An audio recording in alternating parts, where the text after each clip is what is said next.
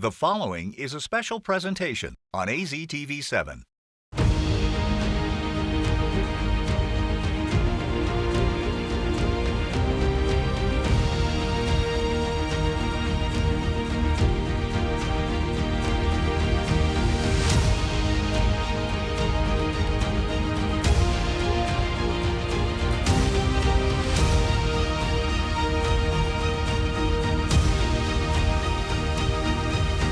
Welcome to Before You Vote. I'm Mike Broomhead. This AZTV special program is here to help you, the voter, understand the 2022 midterm election.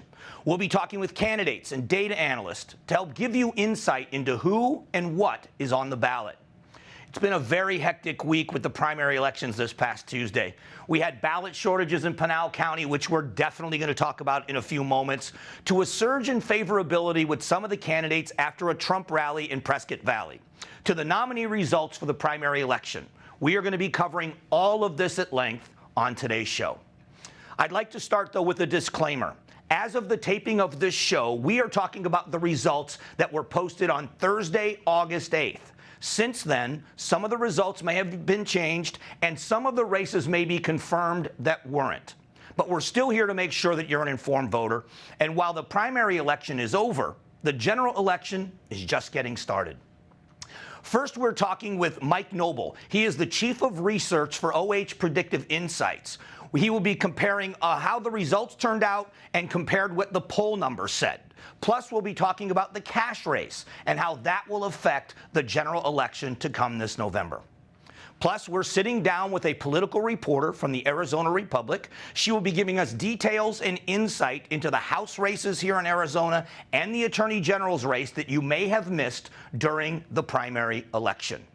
But first, let's talk about these recent stories that have made headlines here in Arizona and across the country.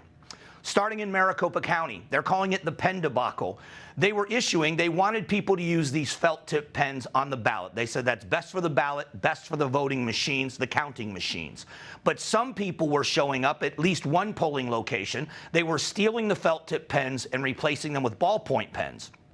The election department says sometimes that ink can gum up the machine, but it was all handled and everything seems to be working out. Not so much in Pinal County. Going back to the beginning of the primary season when they sent out early ballots, they sent ballots out with candidates that weren't supposed to be on the ballot in one part of the county. In the other part of the county, candidates were missing. That should have told them that they were in some trouble. And then on Election Day, there was a ballot shortage in at least 20 precincts. Now, that's tough because the printers they had were not working very well, and it led to people being delayed for hours in being able to cast their vote. And some people didn't have a chance to vote at all, we're being told. They've even fired their elections director. He's been replaced, and there will be somebody else running the general election in Pinal County. They had to do a press conference and explain what happened that involved their county attorney. It was very interesting. Now let's talk about tailgating. Now, they were tailgating at the ballot drop boxes. They're all over the state of Arizona. Most of them have cameras there. But people were concerned that ballot harvesting and ballot stuffing was going on, some illegalities. So there were actually citizens tailgating and keeping an eye on these drop boxes. It was something very fascinating. And an interesting note, Arizona will set a record with our 5th female governor. All of the candidates left in the race are all female. So we don't know who will win this race, but it will be a woman, and that's a record in the nation, and it's something that I think Arizona should be very, very proud of. We're breaking down everything that happened in the past, and we're going to be looking ahead toward the general election.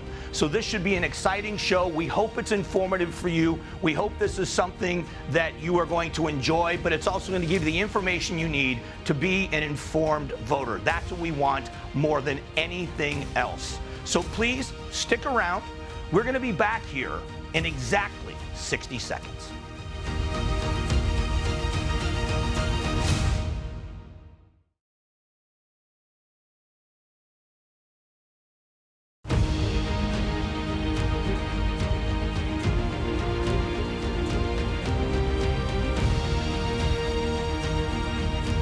Welcome back to Before You Vote. I'm with OH Predictive Insights Chief of Research, Mike Noble. Let's talk about the races. Let's save the governors for last, because that's still, as we're taping this, undecided. But let's talk about the other statewide races. Did they fall the way you thought they would fall, and why? Yeah, they did. They showed exactly there were no surprises in the down ticket races that we had our polls on record. Basically the entire MAGA candidate. So it was basically this Trump versus the establishment or kind of ruling class that's been here in Arizona. And what was clear is that in the Civil War, who's going to win out? And primary voters picked essentially all the Trump endorsed candidates down ticket that we saw. So if we're looking at Secretary of State Mark Fincham, who's looking to make elections great again, he won the nomination there. He'll go on to face into the general election for the Democrats. And then we also have on the treasurer's race Kimberly Yee, who was actually the only non-Trump endorsed candidate, but she was the incumbent treasurer. Right. So that previous name ID helped carry her through. And then former Attorney General Tom Horn beat out Sapir when it came to the superintendent race as well. And then the U.S. Senate contest with Blake Masters. Why were a lot of these races so undecided for so long? If they were Trump-endorsed candidates, you would think that's going to be either the solidifier or the deal breaker. But a lot of people waited to make that decision. No, 100%. Is that I think it was a tough choice right now because you had the Trump group is the Trump group. There's about 40% or so of that vote in the GOP electorate that is that hardcore Trump area. And so those folks came out and voted, and there's only one Trump candidate. But the problem is that those other non-Trump endorsed candidates, they were fracturing the vote. Like in the U.S. Senate race, you saw no one was getting traction in that contest until Trump put his finger on the race and said, hey, I don't like you anymore, Mark Brnovich. I like you, Blake Masters. Brnovich went from first to third. Masters went from third to first, and now is the nominee to go take on Democrat Mark Kelly in the general election. All right, so let's talk about the governor's race. And I want to be clear again, we're taping before all the big number, there's still a significant amount of ballots that haven't dropped while we are talking. Mm-hmm. So let's talk about what could be. What could happen is that Kari Lake could extend her lead based on what's left, and then, or the other is Karen Robeson could close the gap. Correct. What would have to happen for each of those to happen? Like, what would lead to either one happening? Well, it's interesting. So right now they haven't called the race, and there's about 250,000 votes still outstanding in the contest to count, which about 190,000 of those are from Maricopa and Pima County. The remaining 60,000 from rural Arizona. We know the rurals are going to break heavy and hard for Lake. We've already seen that in the previous trends. But what needs to happen is that Robeson needs to win out in Maricopa County, but also hold the line in Pima County. And that is the big question that everyone's looking to get answers to. The terminology is even confusing for me. They're all early voters, but you have early earlies. Yes. And you have late earlies. Yes. Now, late earlies are the people that drop their ballot off on election day. Yes. Or they mail it in at the last minute to Correct. Make sure they're postmarked on time. Correct. Those are the ones that are left to be counted. Correct. So correct me if I'm wrong. If they vote like early earlies, it bodes well for Robeson. Correct. If they vote like late earlies or like election day voters, Correct. it breaks for Lake. Correct. Basically, we're seeing that more of the establishment or non-Trump folks were voting early, and then the Trump folks, basically, they are voting on election day in that last time. That's where you're seeing kind of these wild swings with showing Robeson up 10% initially, and now Lake's up 2%. So a 14-point swing as that going. So it's definitely added some drama and theatrics to it. I think the odds show that it's likely to be Lake. However, it could absolutely be Robeson too, which is a surprising thing. So it's going to be close. And we know that Kari Lake, the mantra from the Lake campaign had been to all of her voters, vote on election day, yep. Don't mail it in. And that really showed up at the polls. When those election day polls came out, those people voted hard and heavy for her. Correct. And that's exactly what our polling showed. And that was one of the things that we're going to be looking at because of the 6 races we had on record. All of them nailed it, but it was one interesting thing. It underrepresented Robeson's support, and polling in general on that race, whether it was us or anybody else, was kind of all over the map. And it was weird because it was only really on that one race. All the other races came exactly the way it was. And I think it was just a really tough choice between the electorate and also Robeson spending a significant amount of money. It was like $20 million. Yeah, she was out spending like 10 to 1. Yeah, a massive amount. And so it was kind of this unique dynamic. So I'm really curious to dig into that. But yeah, it was just really interesting to see how it goes. But again, the prediction, the MAGA candidates kind of cleaned house. Point for them. All right, what we're going to do in a moment is we're going to talk about what's going to happen, get some predictions and some what the trends are right now as we sit here in the general election. And we'll talk about finances and what plays into that coming up in a moment. I'll be back with Mike Noble on Before You Vote.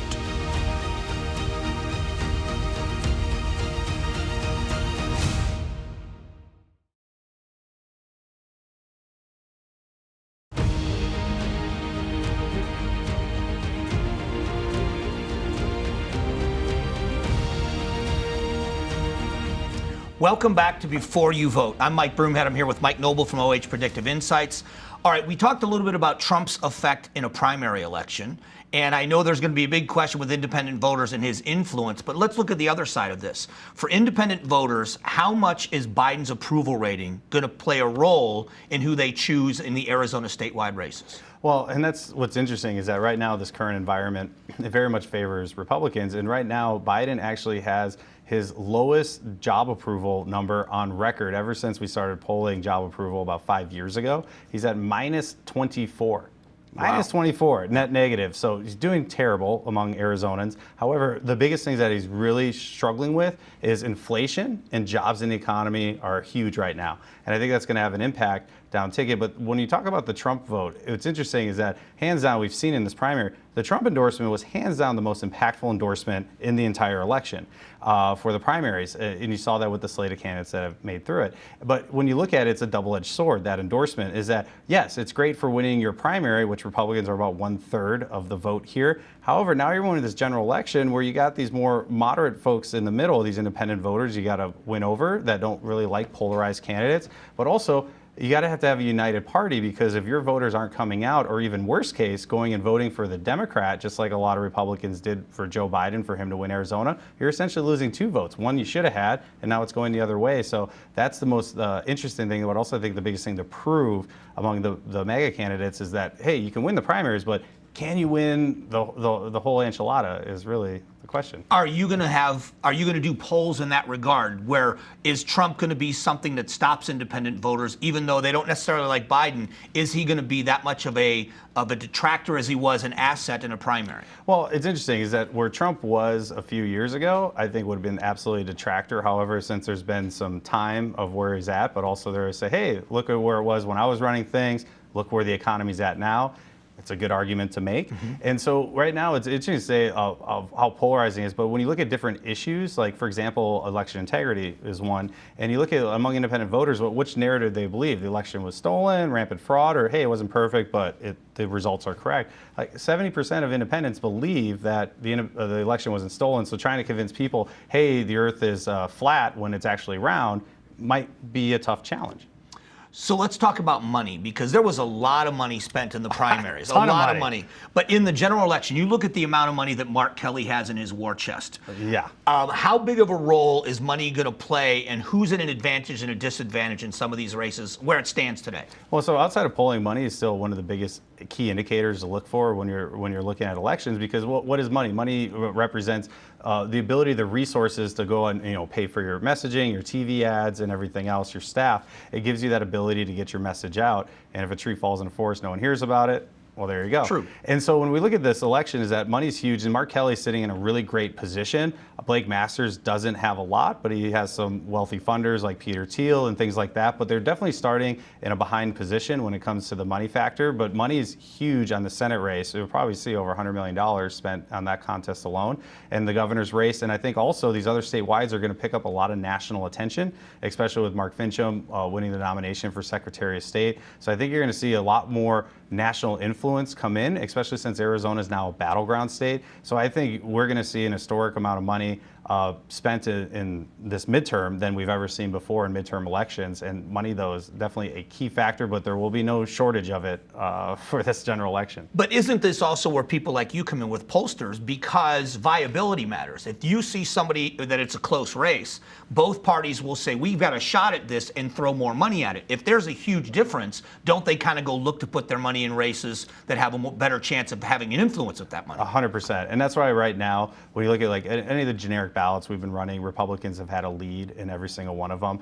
Where it's kind of interesting is Mark Kelly versus a generic Republican, which is probably a pretty high bar currently, is that you see that like Mark Kelly is actually slightly leading a generic Republican, meaning that he's in a really good position. So he's going to be a tough nut to crack, I think, for Republicans. However, it's going to be very fascinating, I think, to see how these play out. But yeah, the money aspect, I think, is going to be huge. But Democrats currently have a leg up in that standpoint. So I always appreciate you coming down. Mike, appreciate you having me. Thank you. All right, we'll be back here in just a moment on Before You Vote.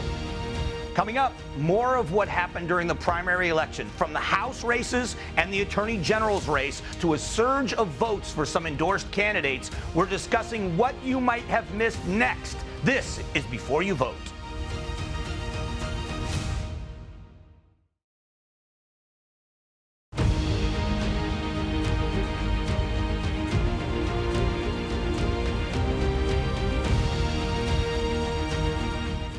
Welcome back to Before You Vote. I'm Mike Broomhead. Joining me in studio is Arizona Republic political reporter Tara Kavaler. Thanks for doing this. Thank you for having me. Want to start just kind of wrapping up with the primary moving into the general. Obviously, Trump-endorsed candidates did very well with Republican voters in a clean sweep. But will that momentum carry over into the general, or are they going to have a tougher time convincing independent voters that the Trump endorsement is a good thing?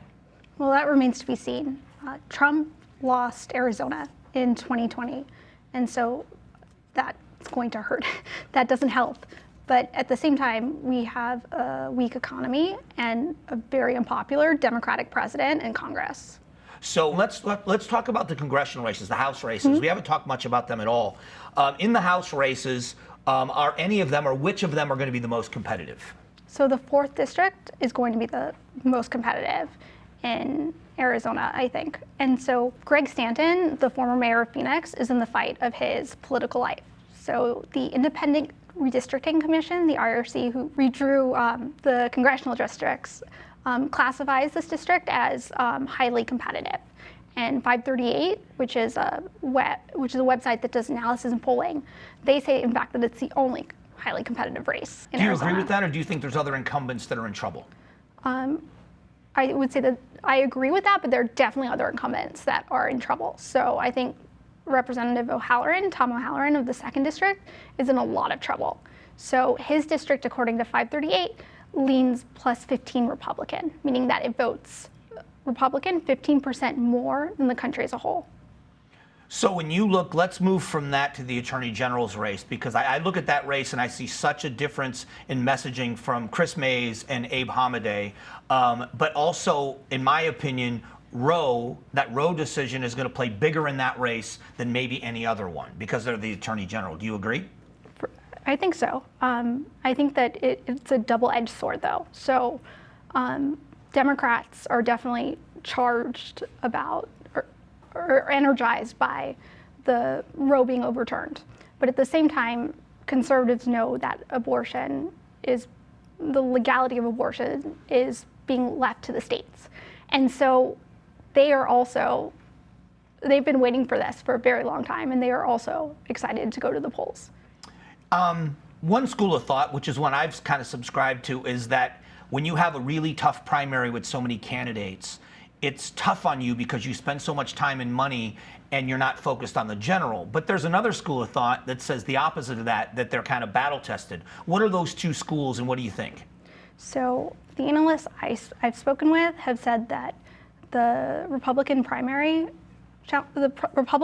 winners are extra prepared for the general election because they've been so battle tested in the primaries. It's been a tough 6 months, even a year for some of these people, and they've faced increased media scrutiny and challenger attacks in a way that the Democratic primary opponents generally have not.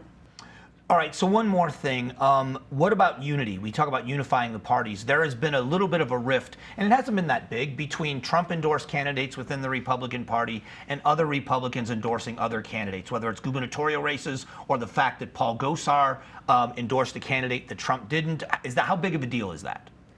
I think it's interesting. I think that it's always interesting when there's a split amongst Trump's allies. Do you think it will stop them from unifying behind the candidate that finally won? Will Glassman supporters throw their support behind the Hamadeh that won the race? Oh, I think so. I don't think that it should be a problem. Okay, so you think that they will unify, even with the contention in the governor's race, but where it was so contentious, you still think in the end Republicans will vote Republican, Democrats will vote Democrat? I don't imagine them voting for I don't imagine them voting for the other party, no. So I'd love to have you come back. I think this has been such an interesting topic with you. And as this moves forward and poll numbers come out and more comes in, I hope you'll come back and we can talk about this some more. I would love that. All right, so I appreciate you coming down. That's just a little insight into some of the other races, because now it's the general election. So we are moving very quickly toward that November date. We're going to find out how all of these come out. Again, thanks, Tara, for coming down. We'll be back in just a moment on Before You Vote.